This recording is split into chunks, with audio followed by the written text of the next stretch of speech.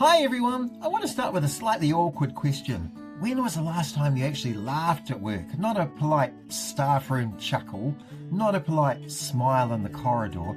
I mean a proper laugh, the kind where you almost spill your coffee over yourself. Because if you're like many leaders that I talk to lately, the answer is something like this. Actually, good question. And I find that really interesting because let's face it, leadership, particularly in education, has become a bit serious, hasn't it?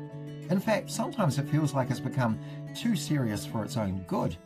And yes, of course, running a school full of small humans is a serious business. There's responsibility everywhere that you look.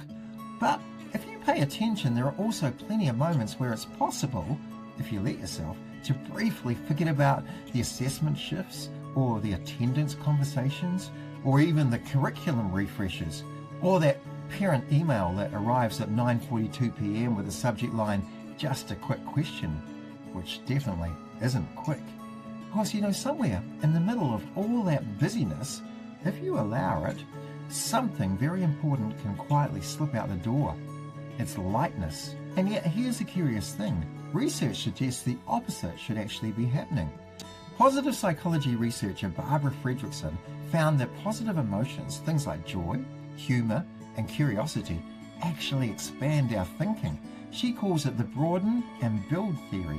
In simple terms, when people feel lighter, they think better, they solve problems more creatively, they collaborate more easily, and leaders who bring that lightness create teams that are more resilient. So humour and playfulness aren't distractions from leadership, they're actually fuel for it. And this reminds me of something that happened years ago when I was a principal. It was one of those weeks where everything had arrived at once. There was a staffing issue, a ministry request, or was it a demand? They all look the same, don't they? 2 parent concerns, or were they complaints? Again, we often read them as being one and the same. And the photocopier had decided it was the perfect moment to stage some sort of mechanical protest, just when we needed to print off a whole heap of school camp booklets, a newsletter, and the board's analysis of variance. You could feel the tension building around the place. Anyway, we gathered for a staff meeting and everyone arrived carrying that same slightly serious expression. You know the one, half concentration, half exhaustion. Then one of the teachers sat down, looked around the room and said, "Yeah, right. Before we start, can someone please confirm that we're actually allowed to enjoy our jobs anymore?" The room cracked up, and in that moment the mood completely shifted. The problems were still there, that's for sure. The work hadn't changed, but suddenly everyone remembered something important.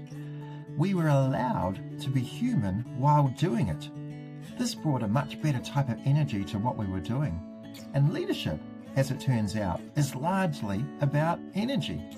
Psychologist Sean Aker from Harvard talks about this in his research on happiness at work. His findings are pretty simple. Happy brains perform 31% better. Now, I'm not suggesting that you walk into the next board meeting wearing a clown nose or something like that, but there are small, practical ways leaders can bring lightness back into their work. Firstly, take your work seriously, but not yourself. A leader who can laugh at their own mistakes is strangely powerful.